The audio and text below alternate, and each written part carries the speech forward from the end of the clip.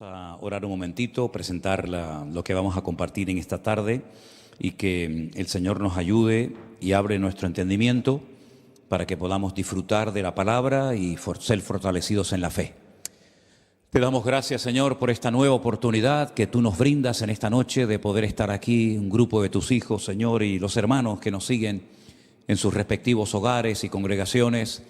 Señor, háblanos, ministranos. Fortalece nuestra fe a través de tu poderosa palabra y que podamos en esta tarde estar atentos a todo lo que tú nos quieras compartir, Señor, en el día de hoy. Ponemos este tiempo de estudio en tus manos, en el nombre de Jesús. Amén y amén. Les dije el domingo que me gustaría hoy, jueves, leerles las palabras de aquella mujer llamada Rahab que vivía en la ciudad de Jericó. He leído muchas veces lo que ella dijo, pero he quedado muy impactado por la forma y por las palabras que pronunció Rahab en el capítulo 2 del libro de Josué. Estamos en ese capítulo, en ese libro, y voy a leer a partir del versículo 9. Josué, capítulo 2, a partir del versículo 9 en adelante, la palabra del Señor nos dice lo siguiente. Sé que el Señor os ha dado esta tierra, porque el temor de vosotros ha caído sobre nosotros, y todos los moradores del país ya han desmayado por causa de vosotros. Porque hemos oído que Jehová hizo secar las aguas del Mar Rojo delante de vosotros cuando salisteis de Egipto, y lo que habéis hecho a los dos reyes de los amorreos que estaban al otro lado del Jordán, a Sehón y a Og, a los cuales habéis destruido. Oyendo esto ha desmayado nuestro corazón, ni ha quedado más aliento de hombre alguno por causa de vosotros, porque Jehová vuestro Dios es Dios arriba en los cielos y abajo en la tierra. Os ruego pues ahora que me juréis por Jehová, que como he hecho misericordia con vosotros, así la haréis vosotros con la casa de mi padre, de lo cual me daréis una señal segura. Y me salvaréis la vida a mi padre y a mi madre y a mis hermanos y a mis hermanas y a todo lo que es suyo, y que libraréis nuestras vidas de la muerte. Ellos le respondieron: nuestra vida responderá por la vuestra, si no denunciareis este asunto nuestro, y cuando el Señor nos haya dado la tierra, nosotros haremos contigo misericordia y verdad. Entonces ella hizo descender con una cuerda por la ventana, porque su casa estaba en el muro de la ciudad, y ella vivía en el muro. Y les dijo: marchaos al monte para que los que fueron tras vosotros no os encuentren, y estad escondidos allí 3 días, hasta que los que os siguen hayan vuelto, y después os iréis por vuestro camino. Me llama la atención la convicción, la seguridad con la que habla esta mujer. Sí, ya sabemos que se dedicaba al oficio más antiguo de la tierra, ¿no? Ya sabemos que ejercía la prostitución, la Biblia lo dice continuamente. Me llama mucho la atención, sinceramente, que cada vez que la Biblia habla de Rahab, menos en la genealogía de Jesús en el capítulo 1 de Mateo, siempre dice Rahab la ramera, como que para que tengamos en cuenta a lo que se dedicó esta mujer, antes de tener, diríamos en palabras nuestras, una genuina conversión al Dios de Israel. No habla con dudas, habla con seguridad, con convicción. Y ella se da cuenta de que hay en la ciudad de Jericó una atmósfera, un ambiente de derrota, de pesimismo, de temor.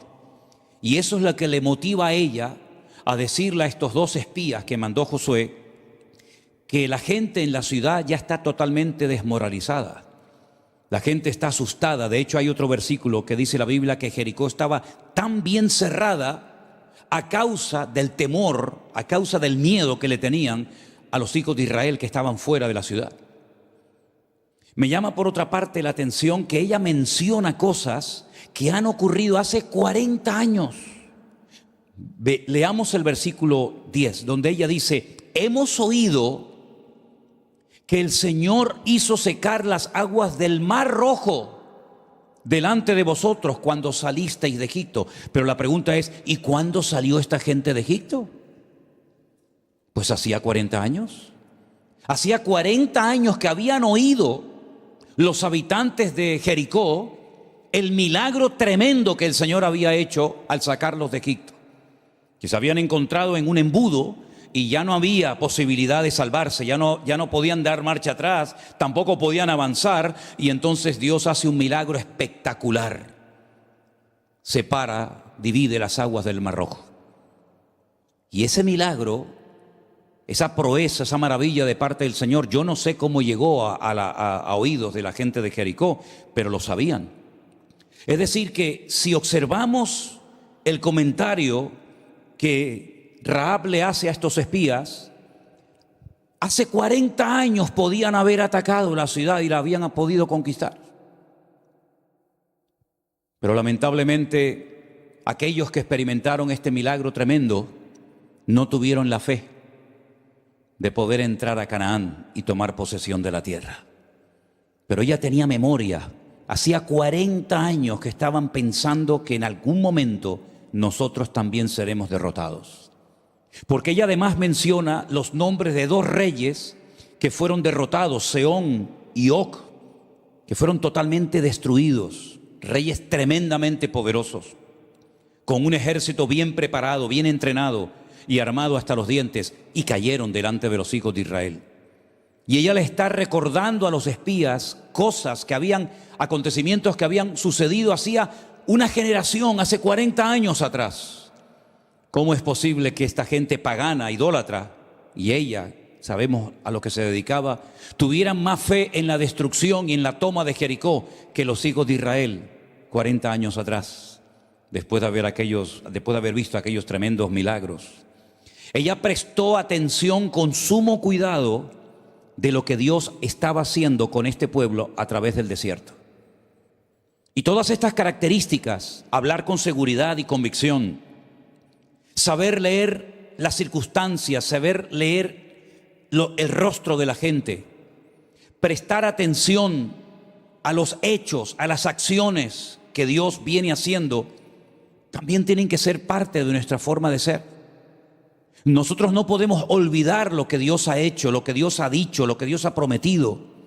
Tenemos que tener la mente constantemente ocupada en las cosas de Dios, la mirada constantemente puesta en el Señor.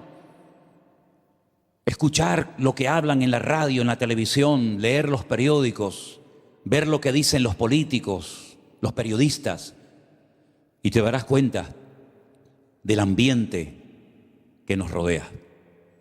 Rahab se supo mantener. Yo creo que en lenguaje moderno no se había convertido hacía 40 años porque no le había llegado la oportunidad, pero sinceramente si 40 años atrás hubieran entrado los hijos de Israel en la ciudad de Jericó, yo estoy seguro que ella se hubiera convertido. Pero esperó 40 años su oportunidad. Y hay algo que me llama la atención, y es que reconoce la soberanía de Dios. Dice: yo sé que vuestro Dios os ha entregado esta tierra. Ella no se resiste, ella dice: ¿y por qué esta tierra tiene que ser parte de ustedes? ¿Y por qué ustedes tienen que venir a echarnos de nuestra tierra? ¿Y por qué? No, ella no hace ninguna pregunta de este tipo, sino que ella admite, ella reconoce que Dios, el creador de la tierra, es el que reparte la tierra a los pueblos como Él quiere y cuando quiere. Y ella reconoce que la soberanía de Dios ha decidido que ese territorio tiene que formar parte de los hijos de Israel para ellos y para su descendencia para siempre. Ella no discute, no pelea con Dios, cosa que a veces hay algunos creyentes que hacen porque no entienden los planes, los propósitos, los proyectos de Dios para la vida. También me llama la atención que ella tiene una carga muy grande por su familia. ¿Tú la tienes o ya la perdiste? Porque todos tenemos familiares inconversos, unos más y otros menos, ¿sí o no? Padre, madre, primos, sobrinos, hijos, nietos, esposas, maridos. ¿Has perdido ya la fe que se van a convertir algún día? ¿Ya has dejado de orar por ellos? Parece que cuando la gente se convierte al principio tiene mucha carga por sus familiares, ¿no? Que se conviertan, que lean la Biblia, que vengan a los cultos contigo, pero parece como que eso se va como enfriando, ¿no? Bueno, ya he hablado tantas veces con él, ya lo he invitado tantas veces al culto y nunca ha querido venir, ya me ha rechazado tantas veces, como que nos relajamos y nos olvidamos de que el Señor tiene también mucho interés y mucho más que nosotros en que todos nuestros familiares y conocidos conozcan al Señor Jesús como nosotros le hemos conocido. Y tenemos que tener la fe y confesar la fe de que nuestros familiares se van a convertir para el Señor. Amén, hermanos. No quiero a nadie desanimado en este aspecto. No quiero a nadie que diga, bueno, yo qué sé, no sé si algún día veré esto. Bueno, si no lo verás tú, a lo mejor lo verá otro, pero no dejes de clamar y no dejes de confiar en Dios por ellos. Porque Dios en cualquier momento te puede dar una agradable sorpresa. Amén, hermanos. De hecho, ha ocurrido a veces que una persona ha estado orando en ese momento en el culto por su marido y resulta que cuando abrió los ojos no se había dado cuenta de que su marido había entrado a la iglesia hacía un buen rato. Y cuando lo vio ni se lo creía. Pero a veces cuando oramos como que nos sorprendemos cuando Dios nos responde, como aquella muchacha que oyó la voz de Pedro en la puerta y cuando le fue a abrir la puerta dice que entró dentro y dijo, está Pedro a la puerta. Y le dijeron, no, Pedro no puede ser, tú estás loca. Y estaban haciendo una vigilia de oración por Pedro. Y cuando dice que es Pedro, pues parece que no sé, que entran en una atmósfera de espiritualidad donde dicen, no, ese es el ángel de Pedro. Tenían más fe que iba a venir el ángel de Pedro al culto que Pedro, ¿no? Me acuerdo en el puerto de la Cruz un día estábamos en un culto y una hermana estaba orando por su marido. Porque esta hermana se acercó nuevamente al Señor a través de una tarde que los jóvenes salieron, para que veáis cómo todo lo que hacemos para el Señor, aunque no veamos resultados inmediatos, dice la Biblia que lo que hacemos para el Señor no resulta en vano. ¿Se acuerdan cuando hace poco pusimos en la pantalla de la iglesia la opinión de los distintos pastores, cómo muchos de ellos citaban 1 Corintios 15, 58, que dice, yo creo que se lo aprendieron, lo oímos tantas veces, ¿no? Así que, hermanos míos, estad firmes y constantes, creciendo en la obra del Señor siempre, sabiendo que vuestro trabajo en el Señor no es en vano. Pues los jóvenes salieron una tarde a repartir folletos. Yo no sé si lo hicieron otra vez, a lo mejor fue la única vez en la vida que fueron por la Plaza del Charco del Puerto de la Cruz a repartir folletos. Y esta hermana que estaba sentada allí, un poco aburrida, recibió un folleto de la iglesia y fue a un culto. Y desde ese día comenzó a orar por su marido. Y un día en el culto, ella con sus ojos cerrados, orando por él, resulta que yo veo entrar un señor que no tenía ni idea quién era. Era la primera vez que entraba. Y resulta que cuando ella abre los ojos se da cuenta de que está al lado de ella. ¿Y saben de quién estoy hablando? ¿De quién? De Carmen Cruz y de nuestro hermano Maxi, que seguramente ahora están viendo el culto y están diciendo, esos somos nosotros. Qué tremendo, ¿no? Pues eso pasó. ¿Y quién te dice a ti que en un momento determinado ese hijo, esa esposa, ese primo, ese sobrino por el cual has estado orando, abre los ojos y dice, uy, ¿tú qué haces aquí? Y te va a decir, ¿qué hago aquí? Si llevas 20 años diciendo que venga y ahora vengo y te sorprendes, ¿no? Ella tenía una carga muy grande por su familia. De hecho, le pidió que tuvieran misericordia no solamente de ella, sino de su padre, de su madre, de sus hermanos. Y los hombres, los espías, le dijeron que si permanecían en casa, sin salir, allí quietos, si no le iba con el cuento al rey de Jericó, ella salvaría la vida. Tuvo una carga muy grande por su familia y esa carga tenemos que tenerla y orar frecuentemente por ellos. Ahora, mientras leía la historia de Rahab, me venía a la cabeza y pensaba, ¿quién le iba a decir a Josué y a los hijos de Israel y a aquellos espías que se iban a encontrar a una mujer con estas convicciones, con esta fe, con esta seguridad? ¿Quién le iba a decir a ellos que esa mujer, escuchen bien lo que les voy a decir porque esto es muy fuerte, quién le iba a decir a ellos, que de hecho ni se enteraron, que esa mujer iba a formar parte del árbol genealógico de nuestro Señor Jesucristo? Porque dice que se casó con Salmón, no con un salmón, con Salmón. Y se quedó embarazada y su hijo fue muy famoso en la historia bíblica. De hecho está en la Biblia, que se llamó Booz. Booz aparece en el libro de Ruth, un hombre que tiene unas tierras enormes y que le da trabajo a mucha gente, hasta que un día por allí ve aparecer a una viuda que también llegó a formar parte del árbol genealógico de Jesús. La Biblia dice que esa viuda era Ruth y se casó con el hijo de aquella ex prostituta de Jericó llamada Rahab. Las vueltas que da la vida, ¿eh? Las vueltas que da la vida. Una mujer que abrió su corazón al Señor y el Señor le cambió su destino y le dio el honor y el privilegio de formar parte del árbol genealógico del rey David y por consiguiente del mismísimo Señor Jesucristo.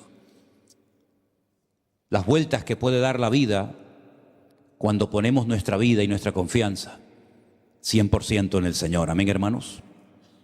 Ahora, hay un detalle en el encuentro de estos espías, porque estos sí que eran espías. Aquellos 12 no emplea la palabra espías, sino exploradores, ¿verdad? Como de turismo. Pero estos 2 espías hicieron algo que me gustaría explicarlo en esta tarde. Vamos a poner una imagen ahí en la pantalla de una ventana. No es exactamente la casa de Rahab, la de Jericó, ni muchísimo menos. Pero fíjense en el detalle de lo que está colgando en esa ventana. Hay un cordón rojo, ¿sí o no? Vamos a seguir leyendo mientras tenemos la imagen ahí. En el versículo 17 de Josué capítulo 2, no hace falta que pongan la lectura, dejen la imagen puesta, dice: ellos le dijeron: nosotros quedaremos libres de este juramento con que nos hemos juramentado. He aquí, cuando nosotros entremos en la tierra, tú atarás este cordón grana a la ventana por la cual nos descolgaste, y reunirás en tu casa a tu padre, a tu madre, a tus hermanos y a toda la familia de tu padre. Cualquiera que saliere fuera de las puertas de tu casa, su sangre será sobre su cabeza, y nosotros sin culpa. Mas cualquiera que se estuviere en casa contigo, su sangre será sobre nuestra cabeza, si mano le tocare. Y si tú denunciares este nuestro asunto, nosotros quedaremos libres de este tu juramento con que nos has juramentado. Ella respondió: sea así como habéis dicho.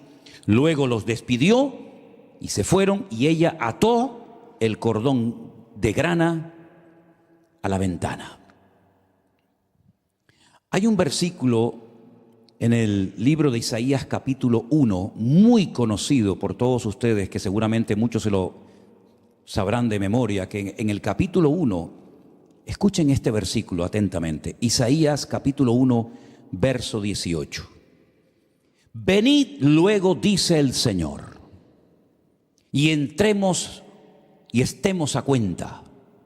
Si vuestros pecados fueren como la grana, como la nieve serán emblanquecidos. Si fueren rojos como el carmesí, vendrán a ser como blanca lana. ¿Qué 2 colores se mencionan en ese versículo de Isaías 1:18? El blanco y el rojo, o carmesí o grana. Bien. En la época bíblica había un gusano del cual se extraía una especie como de tinta que se llamaba tolaat shani, que era la tinta que se utilizaba para hacer vestiduras, como por ejemplo la del sumo sacerdote. El sumo sacerdote, si ustedes leen y analizan los colores de las prendas que llevaba unos hilos de color grana, carmesí o rojo, que se extraían de un gusano que se llama kerme. Y de ese gusano se extraía, ya digo, una tinta con la cual se hacía el color grana. Pero en ese versículo se habla de 2 colores, el color grana y del color blanco. ¿De dónde viene esto de usar diferentes colores para comparar la influencia negativa en nuestra vida del pecado y la influencia positiva de la limpieza que produce el Señor en nuestros corazones? Todo esto tiene una explicación. Y en la siguiente imagen que ustedes van a ver en la pantalla, presten atención a un rito, a una ceremonia que se hacía en aquellos tiempos en los que los sacerdotes ministraban tanto en el tabernáculo del desierto como posteriormente en el templo de Jerusalén. Cuando llegaba el día solemne, el día más importante del año, llamado el día del perdón o el día del Yom Kippur, era el día en el que todo el pueblo estaba pendiente del sacrificio que se iba a llevar a cabo, porque sería un sacrificio que cubriría, que protegería durante un año a toda la nación de Israel si el Señor lo aceptaba. En el caso de que no fuera acepto el sacrificio, el sumo sacerdote caía muerto en la presencia del Señor, y eso significaba que la protección de Dios no iba a estar con el pueblo durante un año. En ese día del Yom Kippur, el día, ya digo, más sagrado del año, se llevaban 2 carneros a la presencia del Señor. Y quiero leerles, mientras tienen ahí la imagen, fíjense bien, en el libro de Levítico capítulo 16, a partir del verso 5, presten atención a esto que es muy, pero que muy interesante. Y de la congregación de los hijos de Israel tomarás 2 machos cabríos para la expiación y un carnero para holocausto. Y hará traer a Aarón el becerro de la expiación que es suyo, y hará la reconciliación por él y por su casa. Después, escuchen bien, después tomará los 2 machos cabríos y los presentará delante del Señor, como estáis viendo ahí en la imagen. Y dice lo siguiente: los presentará delante del Señor a la puerta del tabernáculo de reunión y echará suertes sobre los 2 machos cabríos, una suerte para Jehová y la otra para Azazel. Y hará traer Aarón el macho cabrío sobre el cual cayere la suerte por Jehová y lo ofrecerá en expiación. Mas el macho cabrío sobre el cual cayere la suerte por Azazel lo presentará vivo delante de Dios para hacer la reconciliación sobre él y para enviarlo a Azazel al desierto. Explico rápidamente lo que es esto. 2 machos cabríos se traían ante la presencia del Señor en el día del perdón o del Yom Kippur, cuando entraba el sumo sacerdote a la presencia del Señor en el lugar santísimo. Se echaban suertes. Uno se sacrificaba allí, en el altar del sacrificio, y el otro se llevaba a un lugar lejano de Jerusalén o de donde estuviera el tabernáculo, y ese es el que se llama Azazel, ¿vale? Todo eso tiene una explicación en hebreo, pero no vamos a entrar en detalle en todo eso. A ese animal que se le llevaba al desierto, que era el que llevaba los pecados encima de una forma simbólica de todo el pueblo, se lo llevaba al desierto con un cordón de color rojo, exactamente igual que el que puso Rahab en su ventana en la ciudad de Jericó. Y cuando se llegaba a un lugar, a ese animal se le despeñaba, se le lanzaba y moría. Pero ¿cómo sabían en Jerusalén que era el momento de presentar el otro macho cabrío que había quedado vivo? No había teléfonos, no había WhatsApp, no había forma de comunicarse. ¿Cómo hacían entonces para decirle a los que estaban esperando en el templo, oye, que ya es el momento, que ya el macho Azazel, el macho del desierto, macho cabrío, ya ha sido sacrificado? ¿Cómo hacían? Se ataba a la puerta del templo, algunos dicen también a la puerta, en los cuernos del que quedaba, pero bueno, ataban un cordón también de color rojo. Los que habéis ido a Jerusalén os habéis dado cuenta de que hay unos judíos que van por las calles poniéndote un hilito de color rojo. Y la gente no sabe lo que está haciendo. Y todo viene de Levítico capítulo 16, del día del perdón del Yom Kippur. Cuando el macho cabrío del desierto moría, el cordón rojo que estaba en la puerta del templo de Jerusalén, y esto es algo que ocurría y está confirmado por muchísimos testigos, cambiaba de color. Y ese hilo rojo se ponía blanco. Y esto lo sabía todo el mundo en Israel.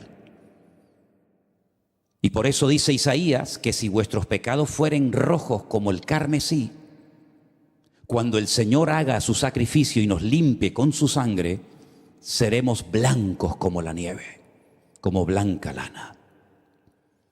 Y de ahí viene la costumbre de ponerle a los niños el lacito rojo, como decían en La Gomera, en la isla de La Gomera, para el mal de ojo, para la buena suerte, para que no le hicieran cosas feas, etcétera, etcétera. De ahí viene toda esa costumbre pagana. Pero quedaros con esta ilustración. Todo el mundo en Israel sabía que ese cordón rojo se transformaba en un color blanco cuando el sacrificio se tenía que realizar.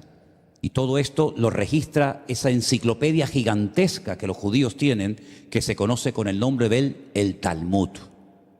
El Talmud de Jerusalén y el Talmud de Babli. Pero ¿saben lo que dice el Talmud? Es decir, el registro oficial de las tradiciones de los judíos durante cientos de años. Que desde el día que murió Yeshua HaMashiach en Jerusalén, nunca más el cordón cambió de color. Nunca más. Porque ya la sangre de los toros y de los machos cabríos no tiene ninguna capacidad de perdonar los pecados de nadie, sino solamente la sangre de Jesucristo nos limpia de todo pecado. ¿Cuántos dicen amén? Como ellos habían sido criados y sabían perfectamente esa costumbre del cordoncito rojo, etcétera, etcétera, lo que se les ocurrió en el momento de oír, de conocer a una mujer que quiere salvarse, que quiere cambiar de vida, que quiere empezar una vida nueva, le dijeron, bueno, pues, ¿qué podemos hacer? ¿Qué podemos hacer? Toma, ponte este hilo de color rojo en la ventana de tu casa, y cuando los soldados entren dentro de la ciudad y vean ese cordón rojo, ellos sabrán que en esa ciudad tiene que haber salvación, tiene que haber un cambio, y te perdonaremos la vida a ti y a toda tu familia. Y ya lo creo que lo hubo. Ella era una cananea, los cananeos estaban bajo la maldición de Noé, ¿se acuerdan? Noé había dicho, maldito sea Canaán, y ella era una cananea. Y los cananeos tenían dos características principales, eran de una promiscuidad sexual brutal, pero con todo, con todo, sin límites de ningún tipo, y al mismo tiempo tremendamente idólatras, unos ritos de idolatría terroríficos, brutales, incluso hasta con sacrificios de personas. Y ella logró cambiar de vida, porque el único que nos puede transformar la vida es el poder de la sangre de nuestro Señor Jesucristo. Cuando de verdad te conviertes, no es el venir a la iglesia. El venir a la iglesia está bonito, es importante, es bíblico, está bien, pero el cambio no se produce única y exclusivamente porque ahora vienes a la iglesia. El cambio se produce cuando le permites al Señor obrar en lo más profundo de tu corazón. Y ahora ya no se tiene que extraer la tinta de un gusano, que por cierto, por si no lo sabían, después de la destrucción del templo de Jerusalén en el año 70 después de Cristo, este gusano y otros de los cuales se extraía tintes, por ejemplo, uno para el color azul, otro para el color carmesí, desaparecieron de las costas de Israel. Se fueron de las costas de Israel. Ya no estaba ese molusco.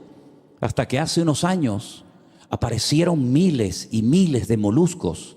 El Toalat Shani, que es el que se sale rojo, y otros comenzaron a darse cuenta de que todo se estaba preparando para los últimos tiempos.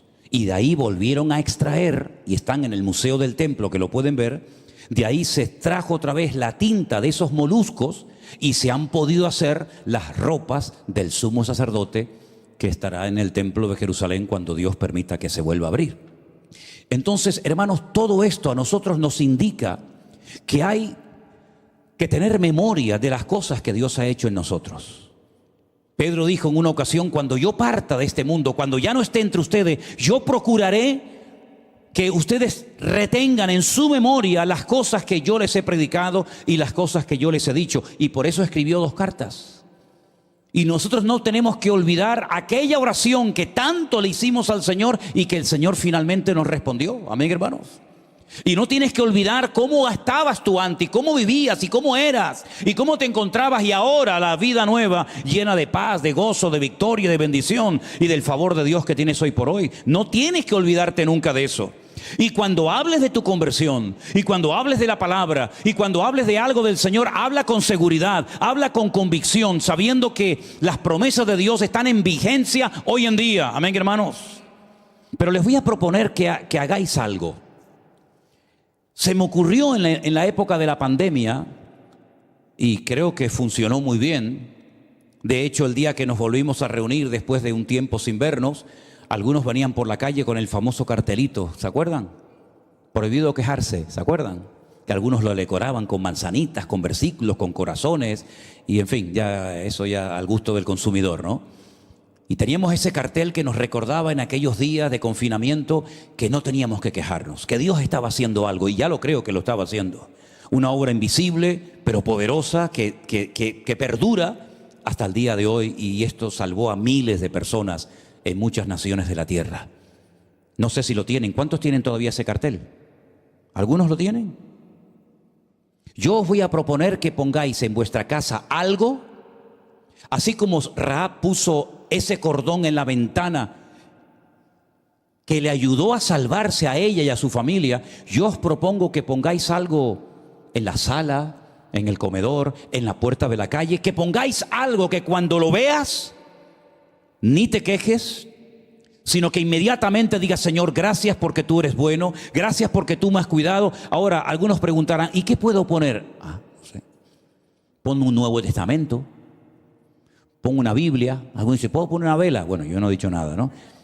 Pon algo que cuando tú estés en tu casa y hoy el día ha sido pesado y el chiquillo no para de llorar y el otro no sé qué. Oye, y en cuanto veas eso, una vez escuché el testimonio de un joven judío. Ustedes saben que ellos usan el manto de oración con unos flequitos, ¿no? Que se llaman los tzitzit, pero luego llevan otro pequeñito por dentro de la camisa. Y hay un vídeo que grabamos ahora en Jerusalén que Armando me vio dando las explicaciones de esos hilitos con un joven judío muy amable que se acercó a nosotros y se abrió la camisa. Está por ahí, por YouTube, ¿no? Y dice que un día uno de estos jóvenes que llevaba ese talit con esos hilitos que le recuerdan los mandamientos de la palabra de Dios, estuvo a punto de caer en tentación. Estuvo a punto de hacer algo incorrecto. Pero de repente dice que vio esos flequitos, esos hilitos que para ellos les recuerdan los mandamientos, la palabra de Dios, y dice que simplemente tocarlos y verlos, se dio media vuelta y se marchó corriendo como José y no cayó en pecado. Creo que sería bueno que tuviéramos la costumbre en nuestras casas de tener algo, no sé, tal vez un versículo en la puerta, un cuadro con un texto bíblico, una fotografía de la suegra, no sé, algo, no sé, un bozal del perro, algo, no sé. Que cuando tú lo veas digo: no me puedo quejar. No, perdóname, Señor, lo siento, no, perdóname, no. Gloria a Dios, gracias. No entiendo nada, pero gloria a Dios. Busca algo. Ahora, no, cuidado lo que vas a poner. Cuidado lo que vas a poner. Algunos van a poner algo que, si mira, mejor no pongan nada. Pero qué bueno sería que todos los días nosotros pudiéramos recordar que el Señor nos ha salvado. Que caerán a tu lado 1000 y 10.000 a tu diestra, mas a ti no llegará, por cuanto has puesto tu confianza en el Señor. Toda una familia convertida por una mujer, una sola, que les habló, que los llevó a su casa. Ahora, escucha bien, la Biblia dice dónde vivía Rahab: entre muro y muro, eran como 2 círculos concéntricos, y ella vivía pegadita al muro. Por eso los pudo descolgar por el muro a los espías. Fíjate tú qué cosa tan interesante, ¿verdad? Cómo el Señor los guió a la casa, al lugar, a la persona idónea, ¿no? Pero no solamente eso, sino que ella era prostituta, y donde ejercía la prostitución probablemente sería en su casa. Ella tuvo que convencer a su padre, a su madre, a sus hermanos, a sus familiares, a sus seres queridos: vengan a mi casa, que en mi casa se van a salvar. En tu casa nos vamos a salvar. Si tu casa es un antro de pecado, de prostitución, de desorden. Pero ella se tomó tan en serio su encuentro con Dios, que prueba de ello, el Señor la honró, como dije antes, teniéndola en su árbol genealógico. Todo el libro de Josué es espectacular. Pero ¿se acuerdan un día que yo les dije que en la Biblia hay versículos que empiezan con una palabra que ya solamente con esa primera palabra ya te pones en guardia? Por ejemplo, en el libro de Apocalipsis dice: habéis trabajado, habéis sufrido, habéis probado a los que se dicen ser apóstoles y los habéis hallado mentirosos, y tus obras postreras son mayores que la primera. ¿Sabéis de quién estoy hablando, no? ¿Sí o no? De la iglesia de Éfeso en Apocalipsis. Pero ¿qué dice el siguiente versículo? Pero, ay amigo, ya nos ponemos en guardia. Todo suena muy bonito, pero cuando leemos la palabra pero, tengo contra ti que has dejado tu primer amor, ese pero ya nos pone en guardia, nos pone firmes, y lo que nos dice a continuación echa por tierra todo lo demás. Bueno, pues encontré un pero en el libro de Josué. Vengan conmigo, por favor, al libro de Josué, el capítulo 7. Ya digo, todo maravilloso, Rahab se convierte, toda la familia se integra en el pueblo, la ciudad de Jericó cae, el río Jordán se abre, todo va de maravilla. Pero, ¿qué dice el versículo 1? Léalo fuerte, léalo fuerte. Los hijos de Israel cometieron una prevaricación en cuanto al anatema, porque Acán, hijo de Carmi, hijo de Sabdis, hijo de Zera, de la tribu de Judá, tomó del anatema, y la ira del Señor se encendió contra los hijos de Israel. Ese pero es como si tuviéramos una camisa recién planchada, recién puesta, blanca, y de repente, ¡pum!, te cae una mancha de tinta y todo el mundo va a estar más pendiente de la mancha de tinta que del resto de la camisa. Pero, ¿por qué a veces tienen que haber peros en las iglesias? ¿Por qué? ¿Por qué a veces tiene que haber un pero en nuestras vidas? Era tan buena persona, asistía, era muy fiel, pero se juntó con la persona equivocada y el mundo la arrastró, ¿no? La iglesia iba muy bien, muy unida, muy bendecida, muy contenta, muy usada, pero se le subió el orgullo a la cabeza y toda la gloria que tuvieron el Señor se la quitó, porque no comparte su gloria con nadie, ¿verdad? Tengamos cuidado con los peros en nuestra vida, porque yo he leído detenidamente todo lo que nos dice este pero, esta advertencia, atento que aquí hay un pero y hay que prestar atención, que por otra parte podíamos haberlo quitado, podíamos haber saltado el capítulo 7 y meternos en el siguiente capítulo, que es la toma y la destrucción de Ai. Pero no, se nos cuenta que hay un pero en el proceso del pueblo de Israel para que sea una advertencia a nuestra vida y para que no haya un pero o peros en tu vida y te estorben en tu crecimiento espiritual. Como dice la carta a los hebreos, cuidado no sea que brote una pequeña insignificante raíz de amargura que te contamine y te eche por tierra todo lo que has crecido y aprendido y recibido del Señor. La primera ciudad era Jericó, tenía que ser consagrado todo al Señor. No se podía tomar nada, porque siempre lo primero, el primer hijo, la primera vaca, la primera manzana, la primera pera, la primera cosecha, todo lo que era lo primero siempre era para el Señor. Luego todo lo demás, ¿verdad? Siempre lo primero para el Señor. Buscad primeramente el reino de Dios. Siempre lo primero era para el Señor. Tenías un árbol de naranjas y las primeras naranjas, por eso le amarraban, otra vez, miren lo que me acabo acordando ahora. Y si un árbol tiene 300 naranjas, ¿cuáles salieron primeros y cuáles salieron más tarde? Bueno, las que primero salían se cogía un hilo de color rojo, se le amarraba y decían, mira, esas de ahí arriba salieron primero, quítalas y esas son para el templo, esas son consagradas para el Señor, las demás no. Siempre lo primero era para el Señor. Y la ciudad de Jericó es una ciudad pues con muchos habitantes, con dinero, con ropa, con joyas, etcétera, pero todo, como era la primera, tenía que ser todo consagrado al Señor. No se podía coger nada, no había repartición de botín a los soldados. Pero Acán no hizo caso. Acán, dice la Biblia, que pecó.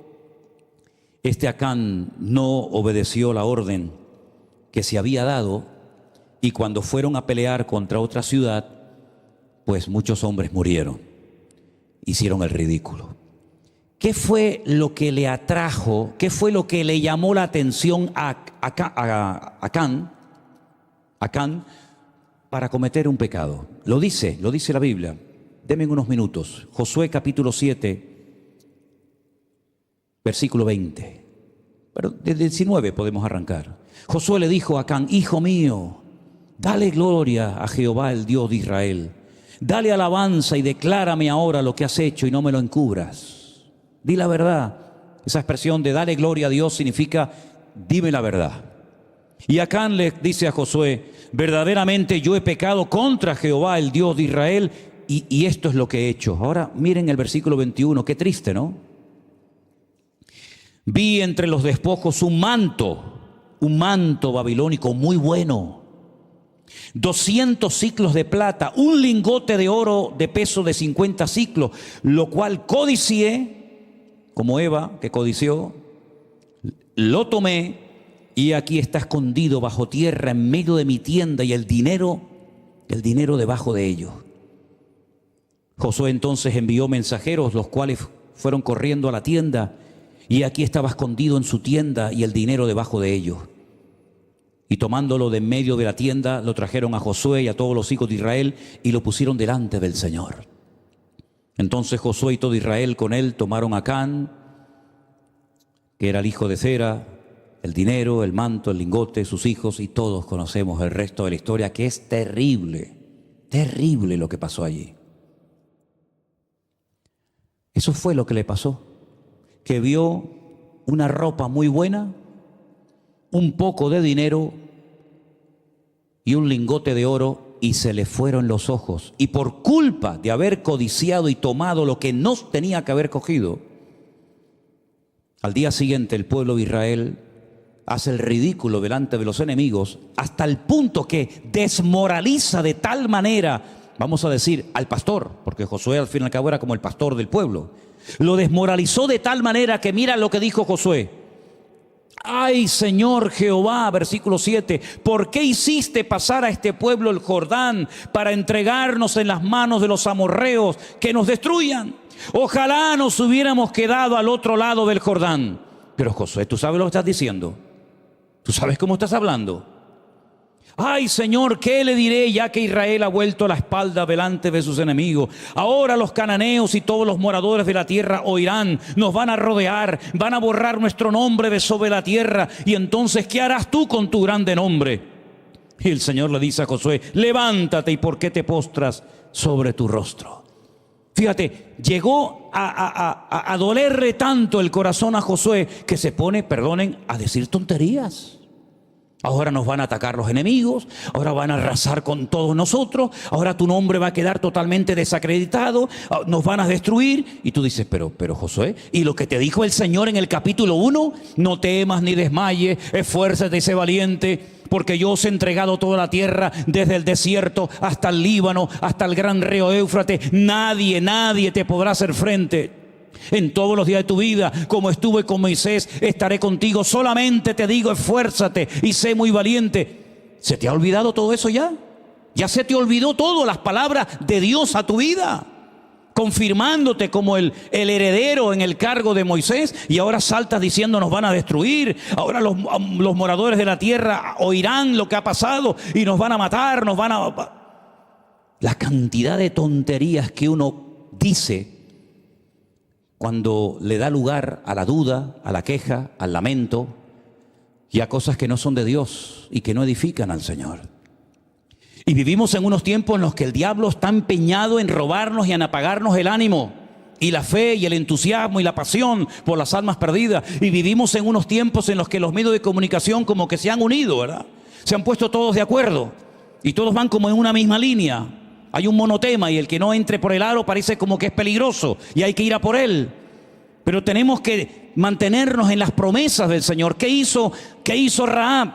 40 años pensando, vamos a caer, vamos a ser destruidos, porque el Dios de esta gente ha abierto el Mar Rojo y los enemigos fueron destruidos. Ella se supo mantener 40 años sin ver milagros, sin ver nada, sin oír palabra de Dios, sin tener un culto, sin tener nada. Ella se mantuvo en aquella noticia que había oído del Dios de Israel, es el Dios poderoso. Y ahora Josué Resulta que se pone a hablar lo que nunca Rahab dijo. Habría que decirle: Rahab, ven un momentito, anima un poco al pastor. Rahab, ven, háblale un poquito a Josué, ¿verdad? Todos somos de carne y hueso, y en cualquier momento nos puede pasar lo mismo a todos y a cada uno de nosotros, ¿verdad? Pero cuando por la mañana te levantes y abras la palabra, ten la completa seguridad de que el Señor te va a hablar siempre a través de ella, y que el Señor nunca te va a abandonar y va a estar contigo. Porque mira, en Egipto, y voy terminando, en Egipto, para salvarse de la muerte, pusieron pintura de sangre en las puertas de sus casas y se salvaron. Rahab en Jericó puso aquel cordón rojo y se salvó ella y toda la familia. Y nosotros nos vamos a salvar porque estamos protegidos por la sangre poderosa del Cordero de Dios que quita el pecado del mundo, que es la sangre de nuestro Señor Jesucristo. Porque cuando Caín mató a Abel, el Señor le hace una pregunta tremenda. Le dice: Caín, ¿dónde está tu hermano Abel? Y le dice: ¿yo soy acaso guarda de mi hermano? Y el Señor le da una palabra tremenda cuando le dice: la voz de la sangre de tu hermano Abel ha llegado a mi presencia. En otras palabras, esa sangre de un ser inocente clama por justicia. Y dice el autor de la carta a los Hebreos: ¿cuánto más pensamos o podemos llegar a creer que la sangre de Jesucristo, el justo entre los justos, el varón de dolores, experimentado en quebranto, su sangre nos limpiará y nos protegerá de todo peligro y de todo mal? ¿Cuántos dicen amén? Cierra tus ojos ahí donde estás en esta noche. Y mira, no tenemos que poner un cordoncito rojo en la ventana de nuestra casa, ni en el tobillo, ni en el cuello del niño, ni en la cuna, ni en ninguna parte. Pero procura que la sangre de Jesucristo esté en el dintel de tu corazón en esta noche. Procura que la sangre de Jesús esté en tu corazón para que puedas salir por esas puertas protegido y bendecido por la mano de nuestro poderoso y bendito Dios. Aleluya. Gracias por la sangre de Cristo. Por eso es tan importante recordar el poder de la sangre de Cristo, y lo hacemos todos los meses cuando partimos el pan y el vino. Haced esto en memoria de mí. Todas las veces que la bebiereis, todas las veces que comiereis de este pan, la muerte del Señor anunciáis hasta que Él venga. En otras palabras, podemos estar tranquilos y en paz, porque la sangre de Jesús nos ha limpiado. También nosotros ahora formamos parte de la familia del Rey.